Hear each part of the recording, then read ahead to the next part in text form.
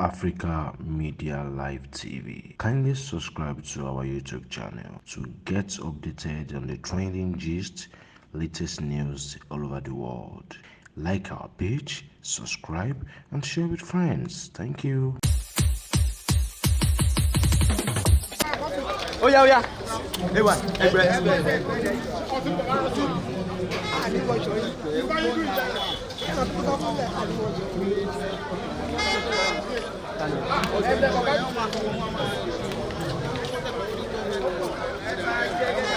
Ẹnẹ bàbá mi, ẹnẹ bàbá tèmi.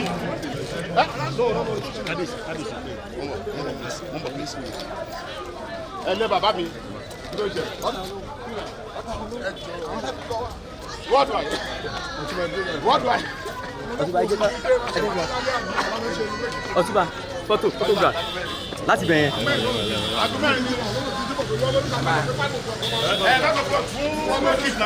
Ẹ ṣí bí wọn.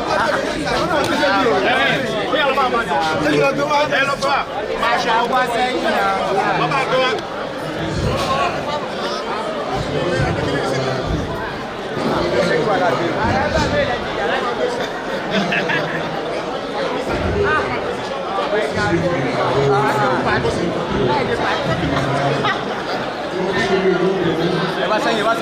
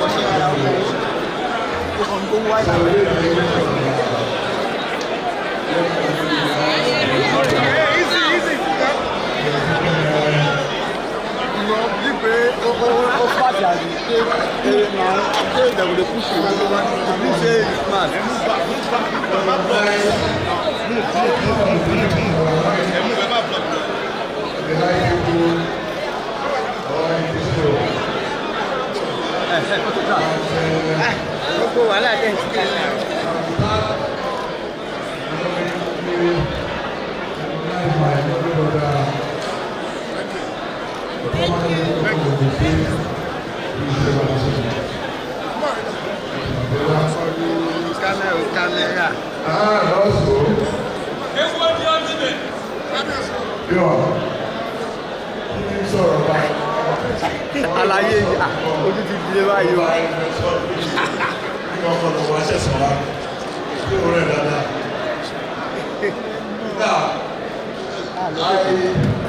I recognize the presence of Olori Omoba.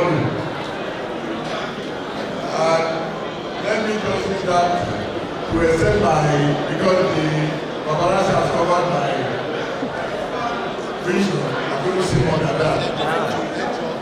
Briefly, I commit to say the word about African the land of Igbo. And for those who care to know, who is my father? I'm his cousin, exactly. Because the mother that gave birth to Oba Adoke Akati Adiba is the same mother and father of Mefu that we are talking today. I don't that way be money. You know, big money will want to go down. And fortunately, Baba Mefu, because I call him my Baba. Baba won, I want to pray in front of Baba Akadi Adiba. Baba Akadi Adiba nífẹ̀ẹ́ Baba wọn lè fẹ́ pé kò sí tí wọn lè lọ bàtọ́ máa dákẹ́ ní lọ́wọ́ ni. Bí èmi àti ọba jọ pa aláàgbà àmì àjọ bàbá, wọ́n yẹ kó àdàbò àwọn sí ní ọjọ́ lọ. Má sọ̀rọ̀ bẹ́ẹ̀, òótọ́ ni mo báyìí. And respectfully, we know how we say ourselves. Regardless of people who are not with just my people that know we, they are wonderful. Wonderful to say that one will say that and Baba Mefu láì mọ iye ọ̀nà ọ̀tẹ̀.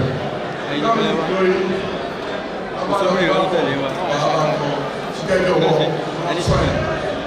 sọ́dún wọn nínú ọ̀yìn náà. Iṣẹ́ ti kìíní. Bá a ṣe jọ ṣe kìíní. was sort of for those who cares to go and learn from Baba. Baba been around and is bold. Ẹni tí wọ́n ti ṣe ó ṣe ní ẹ̀rọ akẹ́kọ̀ọ́ àṣẹ ti ṣe é ṣe ó tẹ́lá ṣe. Ilé ìdọ̀kọ́ àwọn ọmọ ìgbà bá ń bẹ̀. He will not, yes, he will not tell you like oh sọ̀rọ̀ ẹ̀. Bá ṣe ìgbà ló ti ṣe o.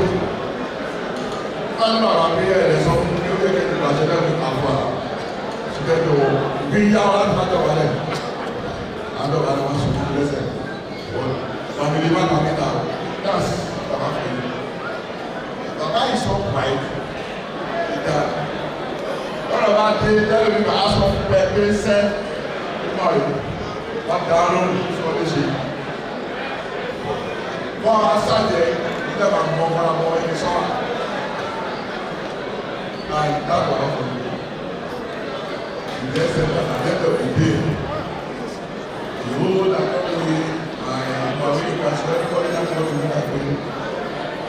whatever they want to do, Papa submit the food I want and do the one man again.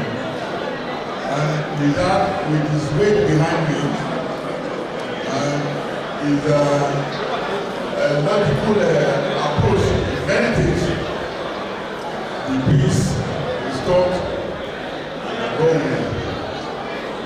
That's about how far. I didn't mention the people say I'm really happy to so the issue of my crisis that brought the palace. The old people wanted to put it on the phone. They came to the poor and pay. Oh, more power. Oh, they don't want more power. More solid to more money. And that's what I'm offering. And tí bàbá yìí lọ gbogbo alábẹ́gbẹ̀ sí ẹ̀ kò sí ẹnìbọ̀dì tó ń lọ pẹ̀lú wa ìgbọ́n ká lè máa sọ pé ọlọ́run ọba kò tọ́ kó dálé ẹ̀ṣẹ̀ ìlú bàbá ní kùdìẹ̀ kùdìẹ̀ tó ṣe ní bàbá yìí sọ ọ̀pá orí pọ́ lọ bàbá kọ́kọ́ sí lọ́jọ́ àwọn tí ìṣẹ̀ṣẹ̀ wá sọ pé bàbá sí ìpínlẹ̀ bá wọlé gbé wọ́n ní kí bàbá lọ sọ pé ìjọba ní kẹ́kọ̀ọ́ wọlé àìdí àlàáfíì fi really opportunity for now, but now I'm just looking for one and wọ́n survive there.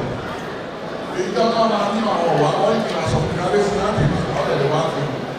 Nígbà tí ẹ̀sìn fún agbára wọn ni agbára mi níbi tẹ̀lé mi kú nílé wà wọ́n tó tẹ̀lé mi kú ọ̀kadà ní ọ̀dà yìí kí ọlọ́run ti dábàá lórí. Ẹ̀jọ̀ láti lọ èyí tó kù èsì dáadáa kò sẹ́ni tí òní bá àjẹ́ lọ́rọ́ òun lẹ́rí ẹ̀yìn bàbá ti dá ọ lọ́kìlì ọ̀gbọ̀n àwọn tó wà ní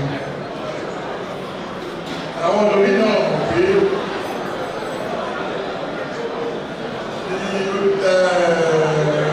ayékún of Yorùbá làtọ́ àbí ọmọ ẹ̀fọ́ ni àwọn ọmọ náà bá nìyẹn fún títí lọ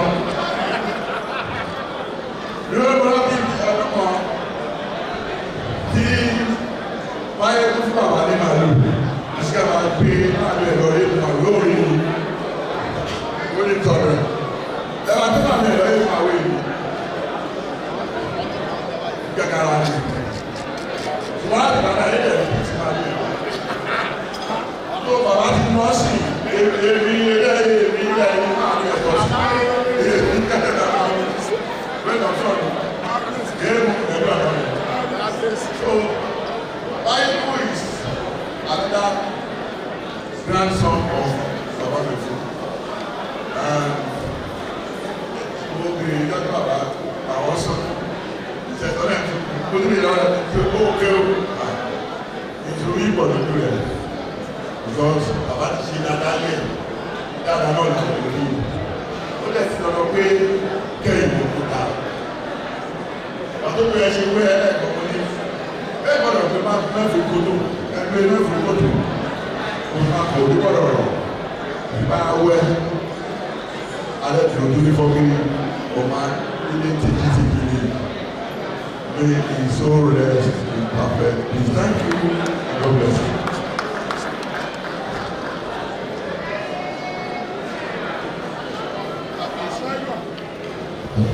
Ladies and gentlemen, please can I get a resounding one for His Royal Majesty, the Omoba of Agawu Ijebu.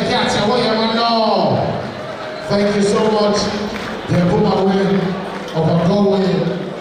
What is short on? He has said it all. He has said it all. My food was all in all of mine.